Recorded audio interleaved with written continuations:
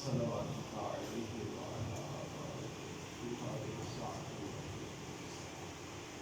وليا وحافظا وقائدا وناصرا وكريما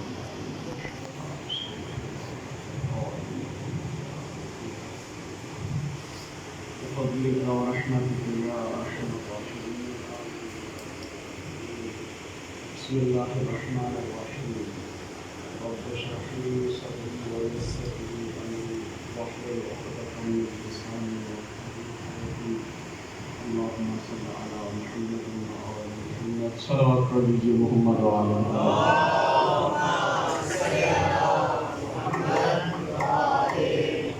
ایک مرتبہ پھر صلوات پڑھ لیجیے.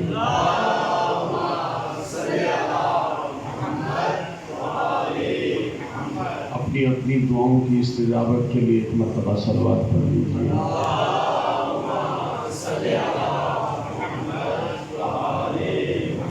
مریضوں کی شفا یابی کے لیے صلوات پڑھ لیجیے.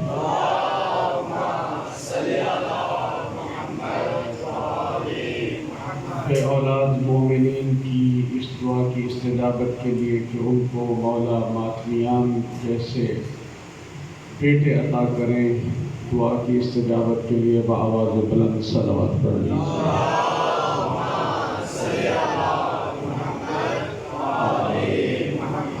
اسیروں کی رہائی اور مغلوبیوں کی بازیابی کے لیے ایک مرتبہ پھر صلوات پڑھ لیجیے.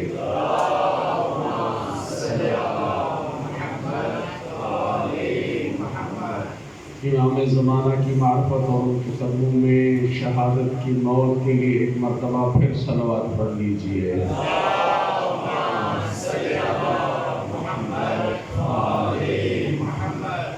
نعرہ تکبیر. خالق کائنات کا نام بہت بلند ہے تو بلند آواز سے نعرہ تکبیر، نعرہ رسالت، نعرہ رسالت، نعرہ حیدری، حسینیت، حسینیت، یزیدیت، یزیدیت، دشمنان اہل بیت پہ لعنت.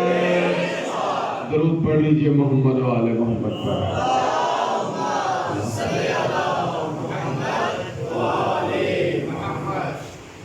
اعوذ باللہ من الشیطان الرجیم. بسم اللہ الرحمن الرحیم.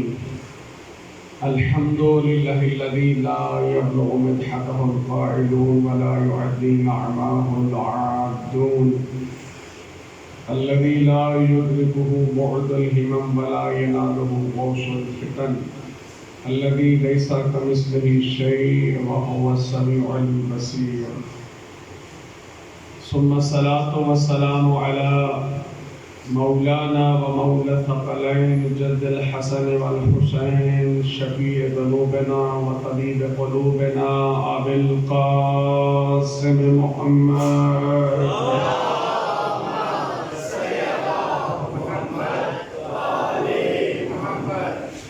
ثم الصلاة والسلام على ابن عمه ووزيره وخليفته بلا فصل الذي هو الصديق الأكبر والفاروق الأعظم الذي قيل في شانه أنا مدينة العلم وعلي بابها. أمير المؤمنين کی ذات پہ بآواز بلند صلوات پڑھ لیجیے.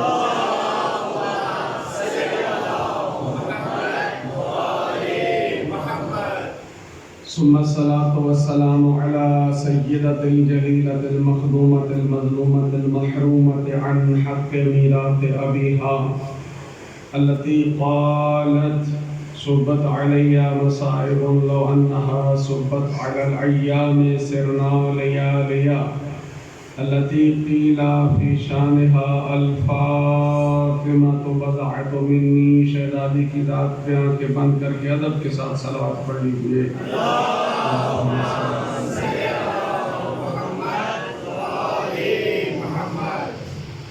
ثم الصلاة والسلام على حسن الشهيد المسموم والصلاة والسلام على حسين الشهيد الغريب المظلوم الذي قيل في شانهما الحسن والحسين سيدا شباب أهل الجنة ثم بعد لعنة الله على أعدائهم أجمعين من يوم عداوتهم إلى قيام يوم الدين.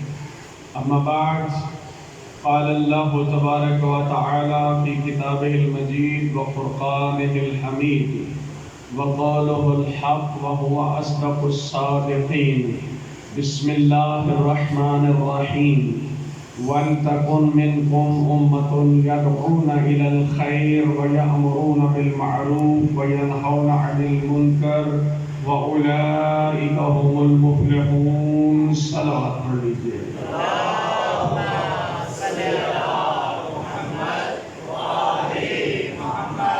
دعا ہے خداوند قدوس ہمارا اس بارگاہ میں بیٹھنا اپنی بہترین عبادت میں شمار فرمائے. حق سمجھنے، حق بیان کرنے، حق کو پھیلانے کی توفیق عطا فرمائے. اپنی چاہت اور اپنی قربت کے علاوہ کوئی کلمات ادا کرنے کی توفیق عطا نہ فرمائے. حاضرین میں جو شرعی حاجات لیے بیٹھے ہیں، مظلوم کربلا کی فرش ادا کے صدقے ان کی تمام شرعی حاجات کو پورا فرمائے. جن جن مومنین نے میرے ذمہ، حاضرین کے ذمہ، خاص طور پر ایک برادر نے جو کہ لائسنس ہولڈر بھی ہیں، دعا کے لیے کہا ہے، خداوند قدوس ان کو جناب علی اصغر و جناب سیدہ سکینہ کے صدقے اولاد مرینہ عطا فرمائے. اس کے علاوہ جن مومنین اور مومنات نے ہمارے ذمہ دعائیں لگا رکھی ہیں، پروردگار عالم کی بارگاہ میں آج کی اس رات کے صدقے دعا مانگتے ہیں کہ پروردگارہ مظلومان کربلا کا واسطہ ان کی شرعی حاجات کو پورا فرما دے. وطن عزیز پاکستان کی محافظت فرما دے. ہمارے اندر اتحاد اور اتفاق پیدا فرما دے. پروردگارہ عزاداری مظلوم کربلا صحیح معنوں میں منانے کی توفیق عطا فرما دے. اس فرش ادا کو دنیا بھر میں جہاں جہاں کہیں بھی بسایا گیا ہے، بچھایا گیا ہے، پروردگارہ تیری بارگاہ میں دعا کرتے ہیں کہ تمام عزاداروں کی خود محافظت فرما اور اس دین مبین اسلام کو ترقی عطا فرما اور اس کے دشمنان کو نیست و نابود فرما. تمام دعاؤں کی استجابت کے لیے ایک مرتبہ آواز بلند صلوات پڑھ لیجیے.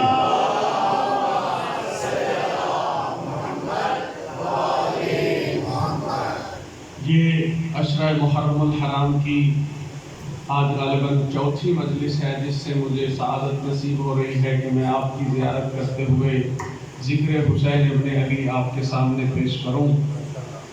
اور یہ فرش عزا کوئی عام فرش نہیں ہے، بلکہ اس میں ان ہستیوں کی شناخت اور معرفت کی طرف توجہ دلائی جاتی ہے کہ اگر انسان ان کی حقیقی معرفت حاصل کر لے، نمبر ایک وہ جاہلیت کے دور سے دور ہو جاتا ہے. تو جو ہمیں جانب نمبر ایک کہ وہ جاہلیت کے دور سے دور ہو جاتا ہے، اور نمبر دو کہ اس کو وہ معرفت حاصل ہو جاتی ہے کہ جو خدا چاہتا ہے کہ اس کے بندوں کو ہونی چاہیے. اور یہ میرے الفاظ نہیں بلکہ حدیث کے جملے ہیں کہ من مات ولم یعرف امام زمانہ مات میتۃ جاہلیہ. جو اپنے زمانے کے امام کی معرفت کے بغیر مر جائے وہ ایسے ہی ہے جیسے دور جاہلیت کی موت مر گیا.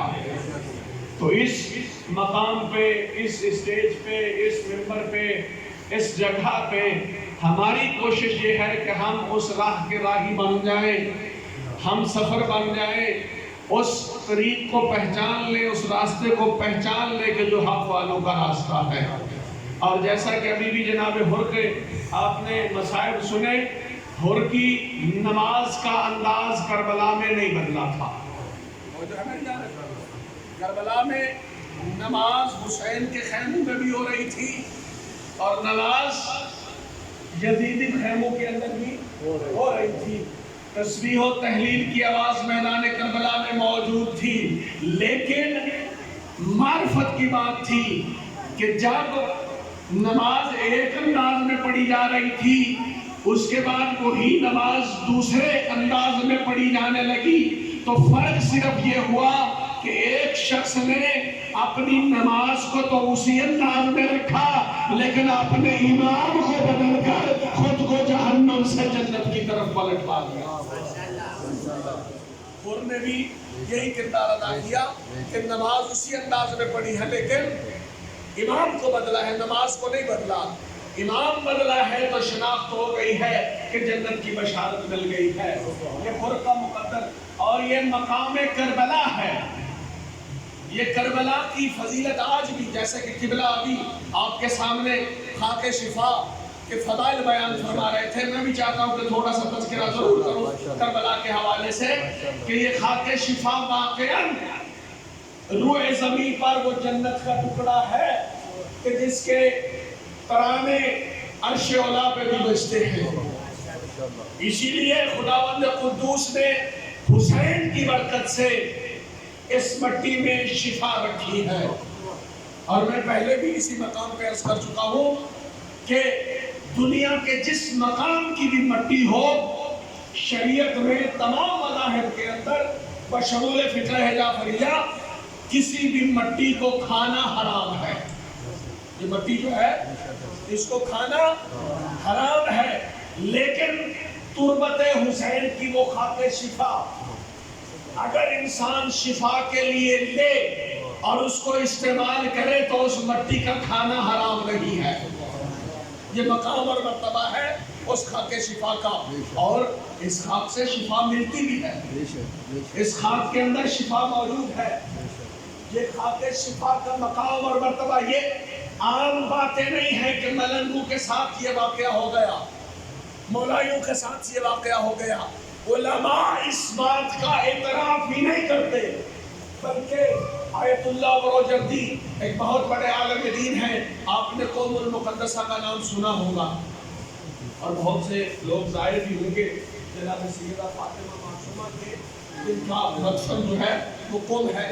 حوزہ علمیہ قم کی بہت بڑی شخصیت آیت اللہ بروجردی کہتے ہیں کہ ان کی آنکھیں خراب ہو گئی، بینائی ختم ہونے کے قریب تھی. انہوں نے بینائی اپنے ڈاکٹر کو چیک کروائی. ڈاکٹر نے کہا کہ آنکھوں کے پیچھے جو نور ہوتا ہے وہ اختتام پذیر ہے اور ہمارے پاس اس کا کوئی علاج نہیں ہے. صلوات پڑھیے محمد و آل محمد کی ہے. یہ ہمارے بس کا کام نہیں. کہا آپ کے بس کا کام نہیں تو جو فطرس کو شفا دینے والے ہیں ان کا تو کام ہو سکتا ہے نا. جو ہے میں نہیں جا رہا، علماء بیان کرتے ہیں اور یہ واقعہ معروف ہے کہ آیت اللہ بروجردی نے جب ڈاکٹر سے یہ جواب سنا، اپنے گھر پریشان ہو کے واپس آئے. رات کو خواب میں دیکھ رہے ہیں اور خواب میں ایک عجیب منظر ہے کہ لوگ حسین ابن علی کا ماتم کر رہے ہیں، حسین پہ گریہ کر رہے ہیں. اس نے توسل کیا اپنی خواب کے اندر ہی اور دیکھا تو توسل جس شخصیت سے کیا اس نے اشارہ کیا کہ جو حسین پہ گریہ کرنے والے ہیں، یہ خاک شفا کی بات نہیں کر رہا ہوں، حسین پہ گریہ کرنے والے لوگوں کی بات کر رہا ہوں. تو ایسا کرنا کہ فلاں مقام پہ چلا جا. اور یہ روایت ہے ایران کے اندر بھی موجود ہے یہ رسم، اور خود عراق کے اندر بھی آپ نے ٹیلی ویژن پہ بھی دیکھی ہوگی کہ بعض خاک کو اڑاتے ہیں یوم عاشور کے دن، بعض خاک کے اندر بھوسا ملا کے اس کو اڑاتے ہیں، اور بعض مٹی کا گھارا بنا کر جو ہے وہ اپنے کپڑوں کے اوپر لیپ لیتے ہیں. یعنی حسین کے غم میں ان کے رونے کا انداز، رسم و رواج یہ ہے کہ وہ خاک بھی اڑاتے ہیں، خاک میں ملا ہوا بھوسا بھی اڑاتے ہیں، اور اس کے ساتھ ساتھ گارا بھی اپنے لباس پہ لگاتے ہیں. جب ان کو آیت اللہ بروجردی کو یہ شناخت ہوئی نا کہ وہ مقام ایسا ہے کہ جہاں پہ عزاداری مظلوم کربلا کی جاتی ہے اور تو نے یہ عمل کرنا ہے. یہ صبح اٹھے اپنی روٹین کے مطابق، اور چونکہ پتہ تھا کہ ڈاکٹر نے لا علاج قرار دیا ہے، اب اس مقام پہ گئے جہاں حسین کے لیے گریہ ہو رہا تھا. اس مقام پہ پہنچے جہاں پہ وہ گارے کے ساتھ لباسوں کو وہ رنگ کر رہے تھے، لباسوں کے اوپر کیچڑ لیپ رہے تھے. انہوں نے کیا کیا؟ اس کیچڑ کی اجازت لی اور اپنی آنکھوں پہ لگا لیا. تو جو ہے میری آیت اللہ بروجردی قم المقدسہ کے حوزہ علمیہ کے جو مؤسس اور بانی ہیں، ان کے بعد 15 سال تک آیت اللہ بروجردی کو یہ شرف حاصل رہا ہے کہ یہ زعیم حوزہ علمیہ قم المقدسہ ہیں. یعنی چانسلر کا مقام اور مرتبہ تھا آیت اللہ بروجردی کا. 15 سال تک ان کے پاس رہا وہ مقام. انہوں نے کیا کیا؟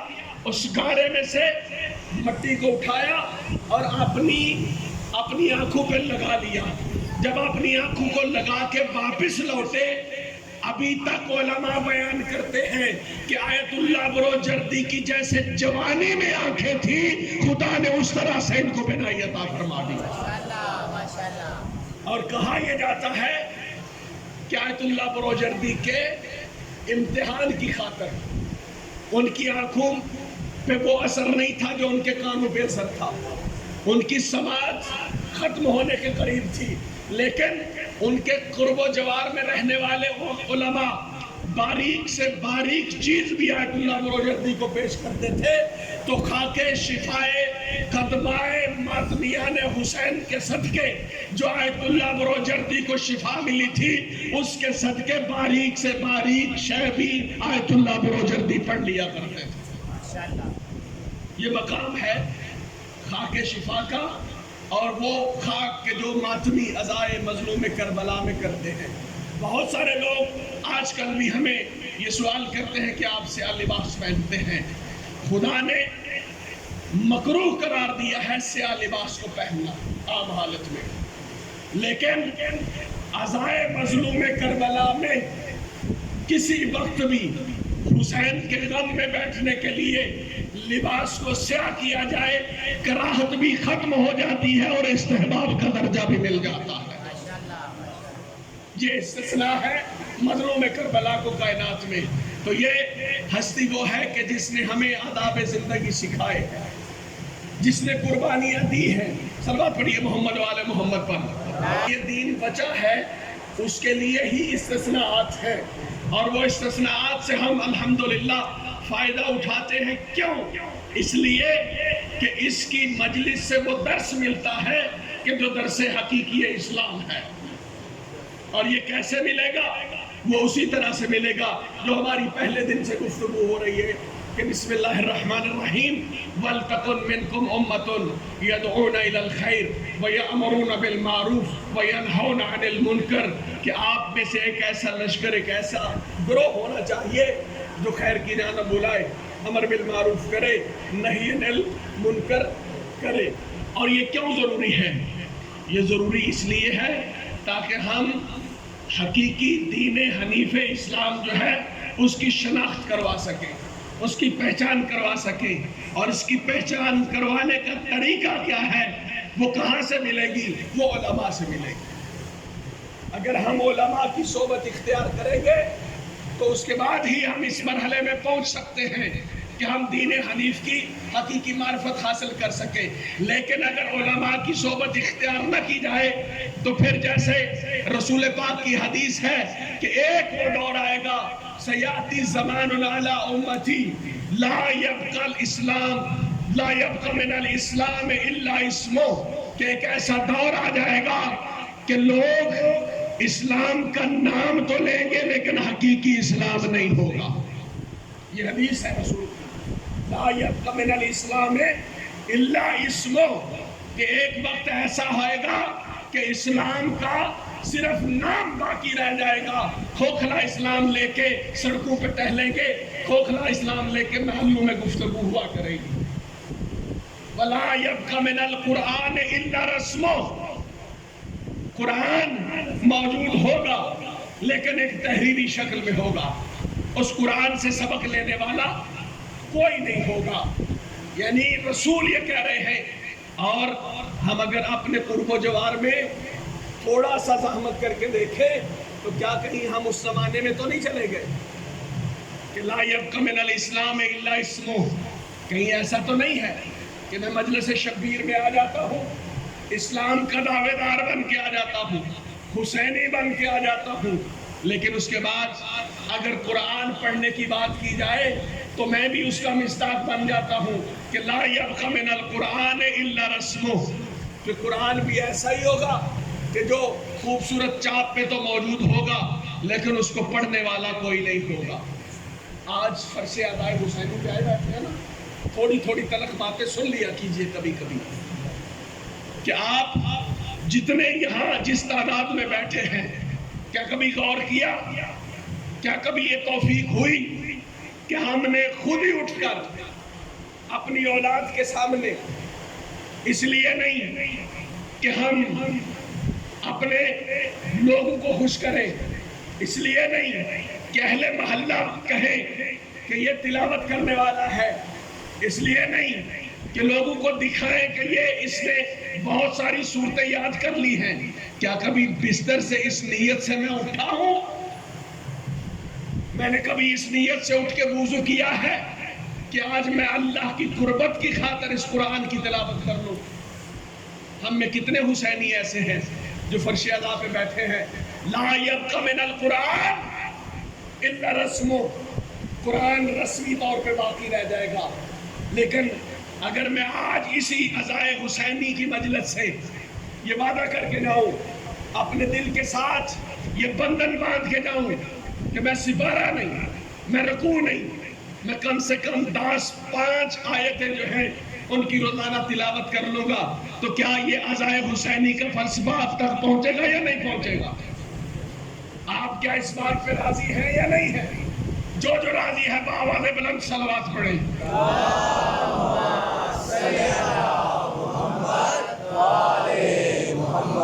لا يبقى من الاسلام الا اسمه ولا يبقى من القرآن الا رسمه۔ اور تیسری بات کہ جس کے دامن میں ہم بیٹھے ہیں، اس مسجد کی گفتگو بھی فرمائی رسول نے، کہا کہ وہ دور آئے گا جب اسلام صرف نام کا رہ جائے گا، گھروں میں پڑھا ہوا قرآن صرف رسمی قرآن رہ جائے گا، اور مساجد بڑی خوبصورت ہوں گی لیکن تبلیغ سے خالی ہوں گی۔ والمساجد معامرہ، بڑی عالی شان مسجدیں، بڑی عالی شان خوبصورت، اور ہمارا دور بھی ایسا ہی ہے کہ عالی شان مسجد ہے، مجلس میں تو بہت سارے لوگ آ جاتے ہیں اور کہیں انج نہ ہوئے کہ کل کوئی بندہ بھی نہ آوے، اس لیے نہیں کہہ رہا ہوں، یہ درس حسینی ہے بھائی، کہ مساجد معامرہ ہوں گی، بڑی عالی شان ہوں گی، تو کیا جس طرح سے ہم مجالس کی زینت بنتے ہیں، کیا اس طرح سے مجلس کی زینت نہیں بن سکتے، مسجد کی زینت نہیں بن سکتے؟ تو اگر اس بات سے اتفاق ہے، مجھ سے نہیں، جس کا ذکر سننے آئے ہو اس سے وعدہ کر لو اور کہو حسین تو نے کربلا کے میدان میں نماز نہیں چھوڑی، میں اپنے گھر سے ہمیشہ مسجد کی طرف نکلوں گا، جو نماز تو نے ادا کی تھی میں اس کی سنت اپنی مسجد میں جا کے ادا کروں گا۔ یہ کرتے ہیں تو پھر صلوات پڑھیے محمد و آل محمد پر۔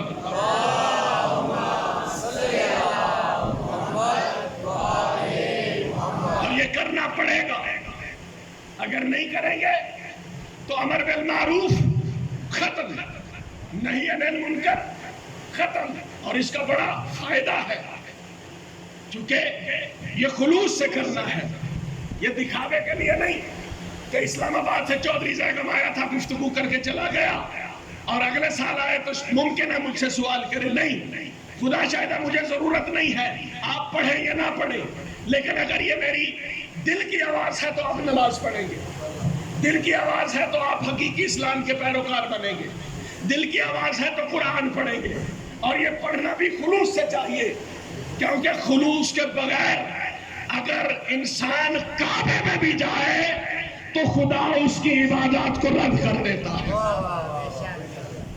اور یہ ایسا نہیں میں کہہ رہا ہوں، یہ روایات کے اندر موجود ہے کہ ایک مرتبہ ایک صحابی ہیں امام زین العابدین علیہ السلام کے،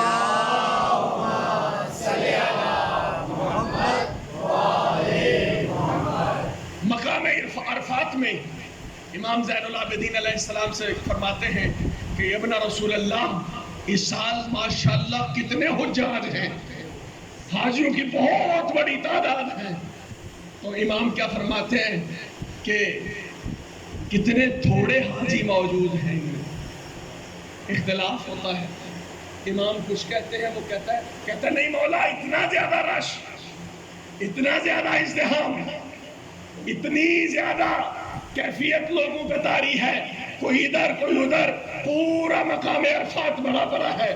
امام فرماتے ہیں نہیں، جن نظروں سے میں دیکھ رہا ہوں خدا نے تجھے وہ طاقت نہیں دی۔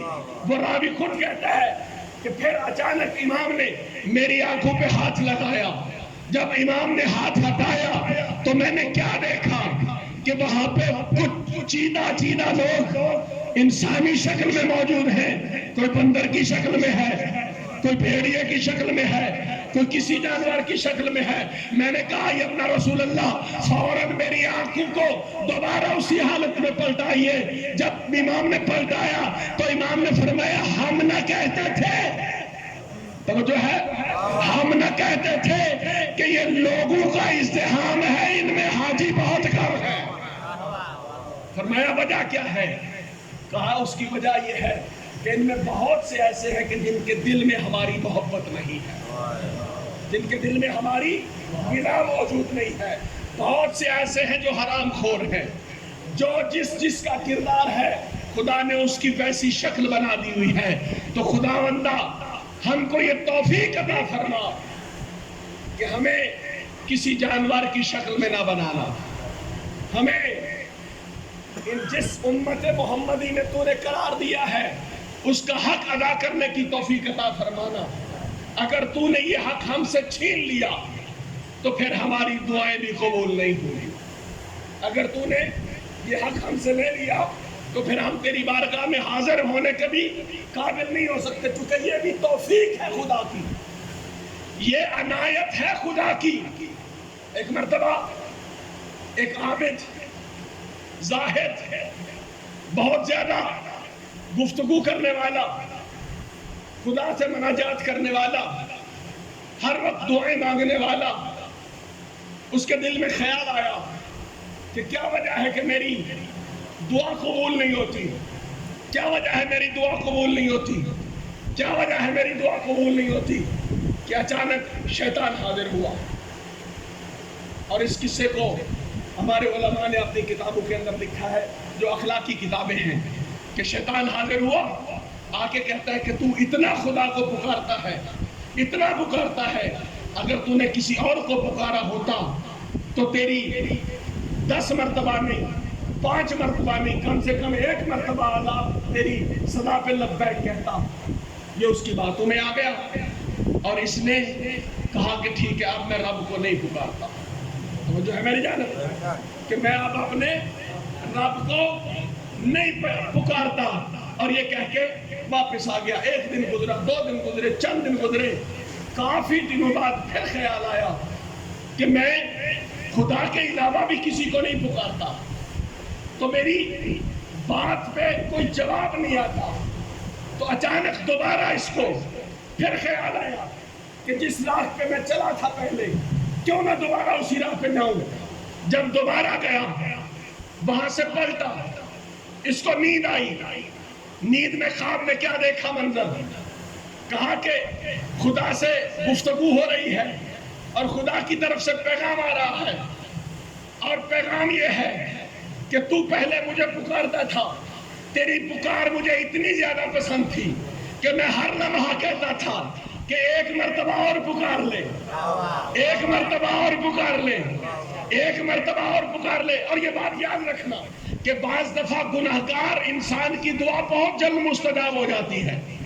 کہیں خوش نہ ہو جانا کہ میں چونکہ زیادہ عابد ہوں اس لیے میری دعا جو ہے وہ زیادہ قبول ہو جاتی ہے۔ بعض دفعہ گناہگار کی دعا جلدی قبول ہو جاتی ہے، اور ہماری روایات بیان کرتی ہیں اس لیے کہ خدا چاہتا ہے کہ یہ گناہگار جو میری بارگاہ میں آیا ہے، مجھے اس کی آواز بالکل پسند نہیں، جو بھی مانگتا ہے اس کو دے دو تاکہ میری طرف دوبارہ نہ لوٹ کے آئے۔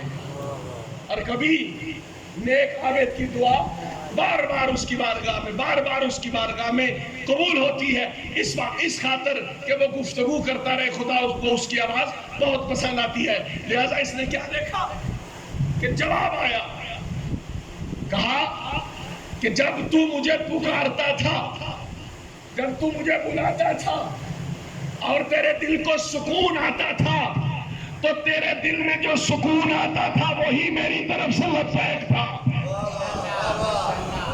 اور تیرے دل میں جو سکون آتا تھا وہی میری طرف سے لبیک تھا، اور میرے لبیک کا میں نے تجھے دوبارہ توفیق دی تھی کہ جا پھر مجھے پکار تاکہ میں پھر تیرے دل میں سکون ڈال دوں، لیکن تو شیطان کے وسوسے میں آیا، تو نے مجھے پکارنا بھی چھوڑ دیا۔ اسی لیے امیر المومنین کہتے ہیں، صلوات پڑھیے محمد و آل محمد،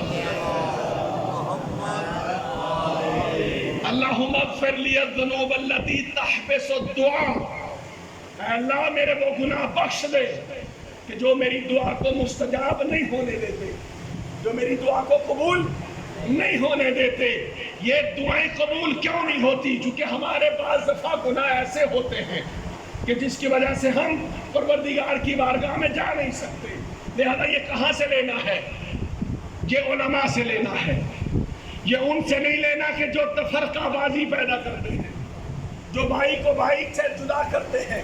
ہماری مساجد کے اندر اور ہماری امام بارگاہوں کے اندر بھی یہی سلسلہ جاری ہے، میں اس عقیدے کا مالک، میں ولایتی، تو دیسی، میرا عقیدہ یہ، میری نماز کا انداز یہ، تیری نماز کا انداز یہ، تو یہ گفتگو کر۔ اور بہت سارے جوہلا کہ جن کو کوئی سرٹیفکیٹ ہی نہیں ہے کہ دین کے بارے میں گفتگو کریں، وہ ایسی ایسی گفتگو منبروں کے اوپر آ کے بیان کر جاتے ہیں کہ جو عام انسان بھی اگر برداشت نہیں کر سکتا، اور پھر جب الفاظ کا چناؤ کرتے ہیں اور وہ گفتگو کا اندازہ لے کے چلتے ہیں تو پھر ان الفاظ کی زد میں تو کیا میرا معصوم بھی نہیں بچ سکتا اس سے۔ ایسے ایسے الفاظ استعمال ہوتے ہیں، جبکہ ان کی ہماری ذمہ داری یہ ہے، اس منبر پہ آنے والوں کی ذمہ داری یہ ہے کہ جو جس فیلڈ میں اختصاص رکھتا ہے اس کے بارے میں گفتگو کرے، کیونکہ اگر وہ اس کے بارے میں گفتگو نہیں کرے گا خطا کرے گا، اور خطا کا نتیجہ یہ ہوگا کہ وہ بھائی کو بھائی سے دور کرے گا، اور بھائی کو بھائی سے دور کرنا یہ سب سے بڑا نقصان ہے، یہ مذہب کے لیے بھی، ملت کے لیے بھی، دین کے لیے بھی۔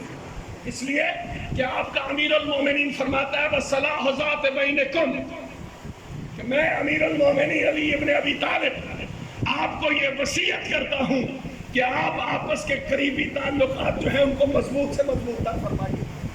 اور یہ امیر المومنین کی وصیت کے جملے ہیں جو میں آپ کے سامنے عرض کر رہا ہوں، اور یہ وصیت جیسا میں پہلے عرض کر چکا ہوں کہ یہ حسنین کریمین کو نہیں، مجھ اور آپ سمیت ہر اس فرد کے لیے ہے کہ جو علی کا یہ پیغام اپنے کانوں سے سنے۔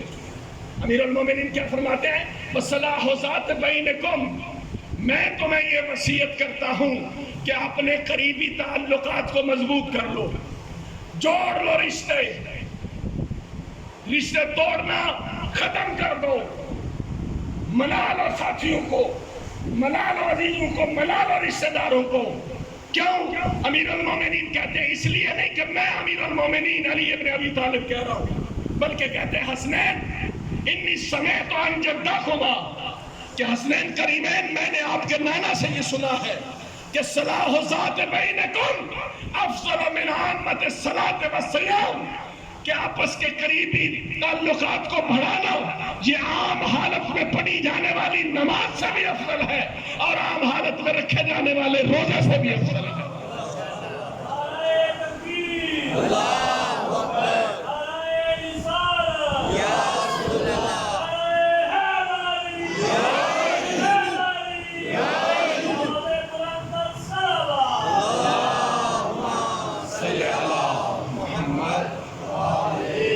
اور میرا کردار کیا ہے؟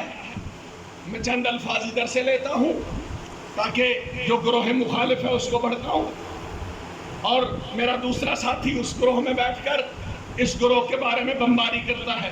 نہیں، خدا را اگر کوئی ایسا خطیب بھی ملتا ہے، ایسا ذاکر ملتا ہے، ایسا کوئی مبلغ ملتا ہے تو اس سے معافی مانگ لیجئے کہ نہیں قبلہ جو آپ کی ذمہ داری ہے اس کو ادا کیجئے، ہمیں قریب کرنے کا درس دیجئے، اور یہ تبھی ہوگا جب اہل افراد کو آپ بلائیں گے، ان کے سامنے گفتگو کروائیں گے۔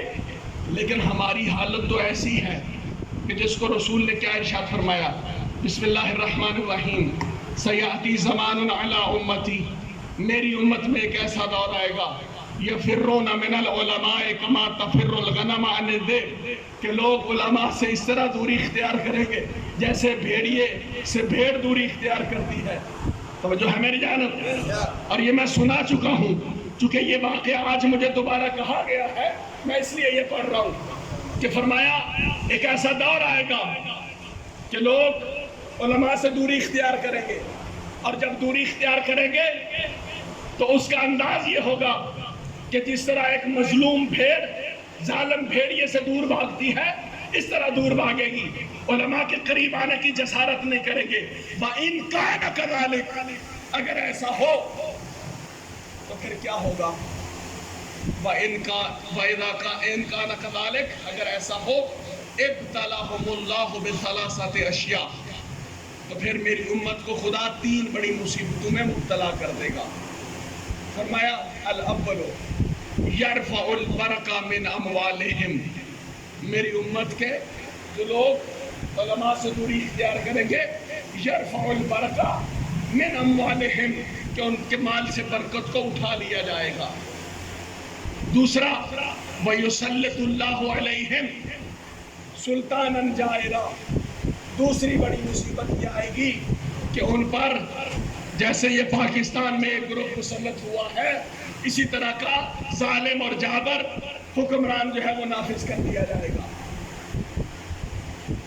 الاول یرفع البرکہ من اموالہم، والثانی یسلط اللہ علیہم سلطاناً جائرا، دوسرا یہ کہ ان پر جابر حکمرانوں کو نافذ کر دیا جائے گا۔ والثالث، اور تیسری چیز جو بڑی نقصان دہ ہے، جو پہلی چیزوں سے بھی بڑی نقصان دہ ہے، فرمایا اذا یخرج من الدنیا یخرج من بدون ایمان، جب علماء سے دوری اختیار کرنے والا شخص دنیا کو چھوڑ کے جائے گا تو وہ بے ایمانی کی موت مارا جائے گا۔ تو ہم کس دور میں گزر رہے ہیں؟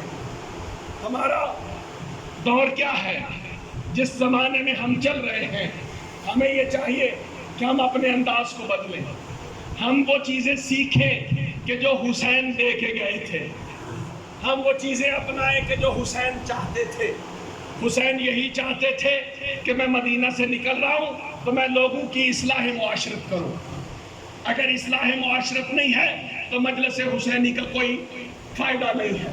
اگر اصلاح معاشرت ہے، اگر دین کی باتیں ہیں، اگر دین شناسی ہے، تو اس کا مطلب ہے کہ ہم اس گروہ میں شامل ہیں کہ جس میں خدا کہہ رہا ہے وَلْتَكُنْ مِنْكُمْ أُمَّةٌ يَدْعُونَ إِلَى الْخَيْرِ وَيَأْمُرُونَ بِالْمَعْرُوفِ وَيَنْهَوْنَ عَنِ الْمُنكَرِ، لیکن اگر امر بالمعروف نہیں ہے، نہی عن المنکر نہیں ہے، تو سورہ آل عمران ہی کہتی ہے كُنْتُمْ خَيْرَ أُمَّةٍ اخرجت للناس تأمرون بالمعروف وینہون عن المنکر، ایک ایسی امت کہ جو بہترین امت ہے، جس کا کام تأمرون بالمعروف ہے، امر بالمعروف۔ سورہ مبارکہ آل عمران کی 10 نمبر آیت میں یہ الفاظ استعمال ہوتے ہیں کہ ایک ایسا گروہ، ایک ایسی امت ہے کہ جو بہترین امت ہے، اور اس کی بہترین امت ہونے کی وجہ یہ ہے کہ تأمرون بالمعروف، کہ وہ امر بالمعروف کرتی ہے، وینہون عن المنکر، اور نہی عن المنکر کرتی ہے، وتؤمنون باللہ ویؤمنون باللہ، اور خدا پہ ایمان رکھتی ہے۔ اب اگر جو قرآن شناس ہیں، جو عربی کے آداب کو سمجھتے ہیں، ان کے سامنے خدا نے کس طرح سے الفاظ بیان کیے ہیں کہ وہ بہترین امت ہے، خیر امت ہے، کیوں کہ یہ امر بالمعروف کرتی ہے، نہی عن المنکر کرتی ہے، اور خدا پہ ایمان رکھتی ہے۔ یعنی خدا یہ بیان کرنا چاہتا ہے کہ عقیدے کی بات بعد میں ہوگی، پہلے امر بالمعروف کی بات ہوگی اور نہی عن المنکر کی بات ہوگی۔ اور اسی کو ہمارے علماء نے کہا ہے کہ اگر اچھائی کی بات بیان کرو گے تو عقیدہ بچ سکے گا، نہیں کی بات کرو گے تو عقیدہ بچ سکے گا۔ لہذا جب تک ہمارے اندر یہ 2 صفات موجود ہیں، دنیا کے کسی مائی کے لال میں یہ طاقت نہیں ہے کہ ہمیں تنزلی کی طرف بڑھا سکے۔ لیکن اگر یہ چیزیں ہمارے درمیان میں نہیں ہیں تو دنیا کا کوئی مائی کا لال جتنی کوشش کر لے، ہمیں کبھی بھی ترقی کی منازل طے کرنے سے مجبور نہیں کر سکتا۔ یہ سوچنا ہے، اور یہ درس کربلا ہے۔ لہذا اس درس کو ہم نے حسین سے لیا ہے، اور حسین نے بڑی قربانیاں دی ہیں میدان کربلا کے اندر، اور ان قربانیوں میں سے حسین کے ساتھ زہرا جائیوں کا بھی حق ہے، حصہ ہے، کہ جس کی وجہ سے یہ اسلام آج ہم تک پہنچا ہے۔ عزادارو، چونکہ آج 4 محرم کا دن ہے اور مختصر سی گفتگو کی ہے میں نے، لہذا جو مظلومان کربلا تھے یہ اتنے حق پرست تھے، جو وعدہ کرتے تھے اس کو وفا کرتے تھے، اور آج ہمیں بھی کربلا سے یہی درس ملتا ہے کہ جو وعدہ کیا جائے اس کو وفا کیا جائے۔ کہتے ہیں کہ حسین کی ایک کنیز تھی جس کا نام تھا شیری، اور یہ عجمی تھی، عربی نہیں تھی، کیونکہ یہ جناب شہر بانوں کے ساتھ آئی تھی اور حسین کی خدمت میں آئی۔ اتنی خدمت کی کہ مولا نے خوش ہو کے شیری کو آزاد کر دیا اور کہا شیری تو ہماری جانب سے آزاد ہے۔ شیری آزاد ہو گئی۔ شیری جب آزاد ہوئی تو اس نے اصرار کیا کہ مجھے آپ کے ساتھ رہنا ہے، مجھے مدینہ میں ہی آپ کے ساتھ رہنا ہے، لیکن مولا حسین کہتے ہیں کہ نہیں، ہم نے تمہیں آزاد کر دیا ہے، اب تیری آزادی کے دن آ گئے ہیں، لہذا تو جہاں بسیرا کرنا چاہے تجھے اختیار ہے۔ اس نے کہا نہیں مولا، مجھے دے دیجئے کہ میں آپ کے اذن دے دیجئے کہ میں آپ کے ساتھ رہوں، لیکن مولا نے فرمایا کہ نہیں، ہم تجھے اپنے ساتھ نہیں بلکہ تجھے کسی بڑے محاذ کے لیے پسند کرتے ہیں۔ آپ شیری نے جب یہ سنا تو کہا مولا، آپ مجھے اگر کہیں بھیج رہے ہیں تو ایک وعدہ فرمائیے، پھر میں آپ سے جدا ہو جاتی ہوں۔ فرمایا شیری بیان کر کیا وعدہ لینا چاہتی ہے؟ کہا کہ مولا، آپ جب کسی سفر پہ جائیں تو میرے لیے دعا کیجئے کہ اس سفر میں میرا گھر آپ کے سفر کے راستے میں ہو۔ میں خاص طور پہ تو آپ کو دعوت نہیں دیتی، لیکن سفر کے دوران جب آپ کا گزر ہو دعا کریں کہ میرا گھر آپ کے راستے میں ہو۔ مولا حسین نے فرمایا جا شیری، ہم تجھ سے وعدہ کرتے ہیں کہ ہم تیرے مہمان بنیں گے۔ اور پھر شیری کہتی ہے کہ اچھا آپ مجھے اجازت۔ فرمایا ایسے نہیں۔ اعلان کروایا گیا کہ شیری کو آزاد کیا ہے۔ آزاد کرنے کے بعد اہل بیت کی خواتین کو حکم دیا گیا کہ شیری چونکہ اب آزاد ہو گئی ہے، اس کے لیے تحفے اور ہدایہ جو ہیں وہ پیش کیے جائیں۔ اب شیری کہتی ہے کہ مولا اتنی تکریم سے مجھے الوداع کر رہے ہیں۔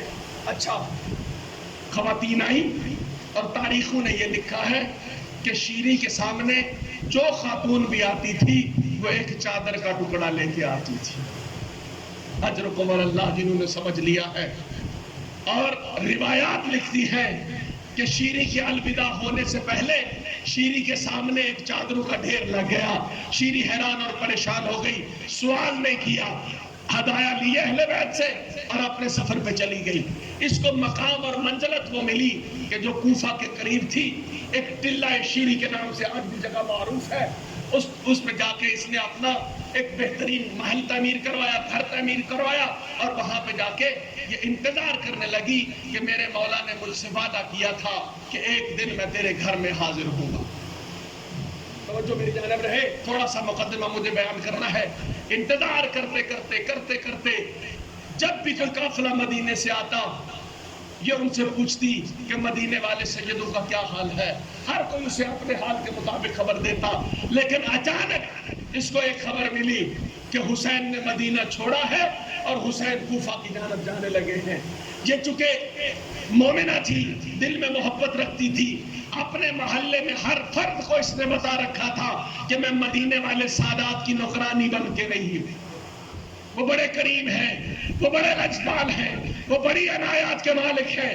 ہر گھر میں جا کے حسین کا تذکرہ کرتی، ہر گھر میں جا کے زہرا زادیوں کا تذکرہ کرتی۔ لوگوں کو بھی شوق ہو گیا کہ حسین اور اولاد حسین کی زیارت کریں۔ لوگ اس حال میں تھے کہ یہ شیری جو بات کرتی ہے کبھی غلط بیانی نہیں کرتی، ہمیشہ سچ بولتی ہے، لیکن جو یہ کہتی ہے کہ نواسہ رسول میرے گھر بھی آئے گا، اللہ جانے وہ موقع کب نصیب ہوگا، ہم بھی حسین کی زیارت کریں گے، نواسہ رسول کی زیارت کریں گے، کہ اچانک اسے خبر آتی ہے کہ حسین نے مدینہ کو چھوڑا ہے۔ پھر خبر آتی ہے کہ حسین نے مکہ بھی چھوڑا ہے۔ پھر ایک قافلہ آتا ہے، وہ کہتا ہے کہ حسین نے مکہ چھوڑ کے کوفہ کی راہ اختیار کی ہے۔ جب اس نے یہ سنا نا تو یہ پورے محلے میں اپنا چونکہ گھر تھا اس کا اونچی جگہ پہ شور کرتی ہے کہ نواز رسول کوفہ کی جانب آ رہے ہیں، میرا سردار آ رہا ہے، میرا سردار آ رہا ہے۔ یہ سارا شہر جو ہے بڑا خوش ہوتا ہے، لیکن یہ شہر کو چھوڑ کے تھوڑا سا کوفے کی جانب جاتی ہے کہ شاید قافلہ حسینی یہاں سے گزرے۔ دل میں شوق زیارت ہے کہ کس طرح سے حسین آئیں گے، میں ان کی زیارت کروں گی، زہرا زادی آئیں گی، کس طرح سے خدمت کروں گی، چونکہ خدا نے اس کو وافر مقدار میں مال بھی دیا تھا۔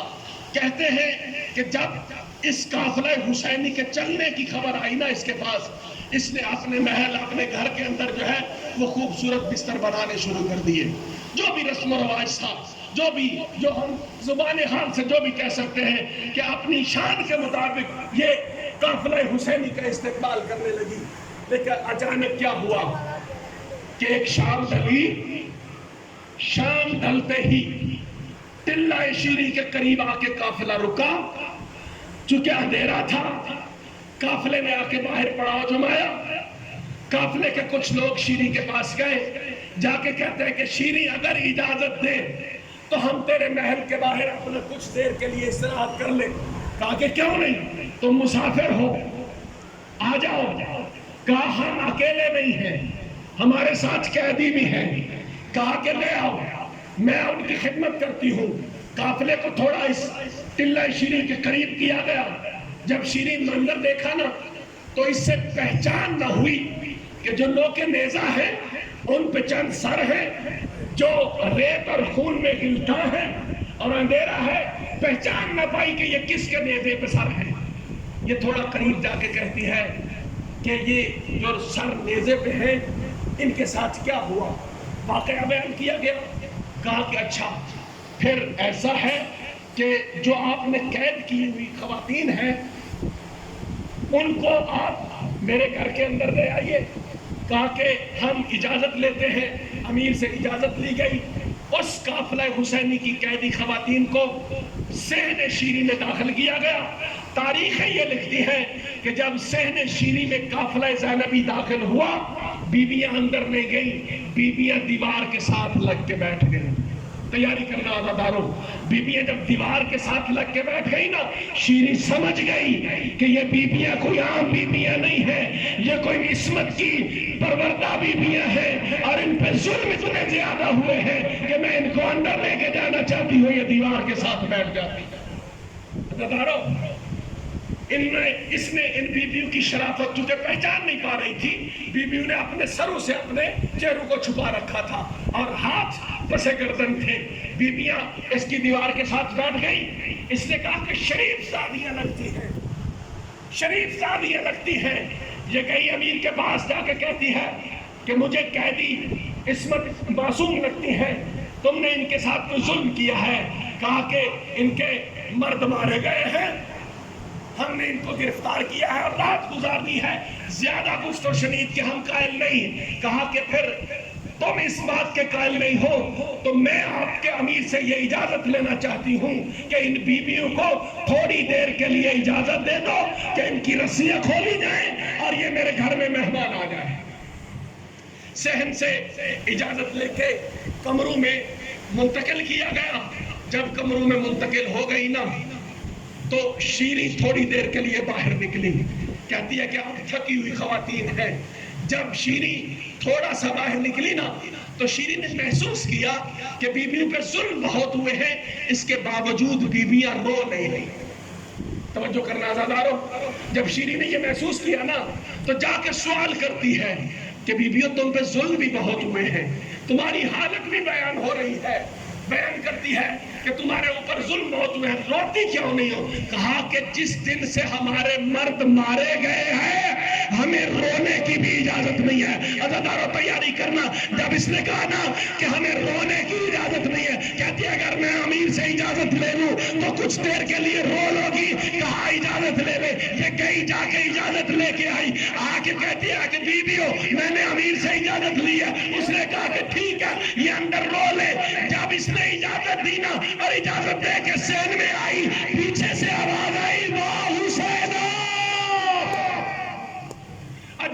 اللہ رونے کی تیاری کرنا. پیچھے سے آواز آئی واہ حسینہ.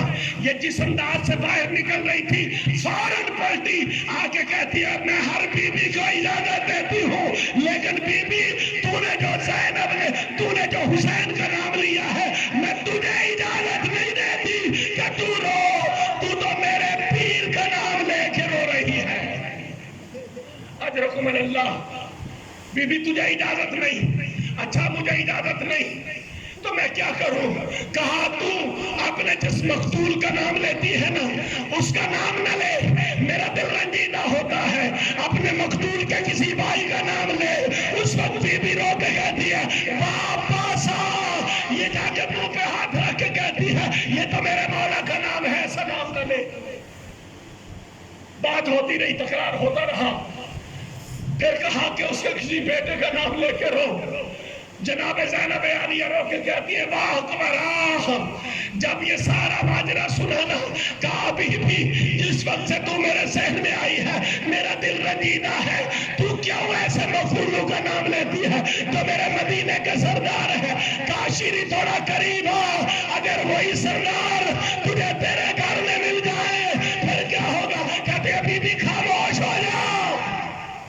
بی بی خاموش ہو جا. کہاں میرا نواز رسول سردار اور کہاں میرا گھر؟ ہاں حسین نے مجھ سے وعدہ کیا تھا. کہاں جس حسین نے تجھ سے وعدہ کیا تھا آج اسی حسین نے وعدہ پورا کر دیا ہے. جو بڑا لو کے سینہ پہ سر ہے وہی تیرے پیر حسین کا سر ہے. اے شیری میرے چہرے سے پریشان بال ہٹا. میں ہی زینب بنت علی ہوں. الا لعنۃ اللہ علی الظالمین. سيعلم الذين ظلموا أي منقلب ينقلبون. ماتم حسین.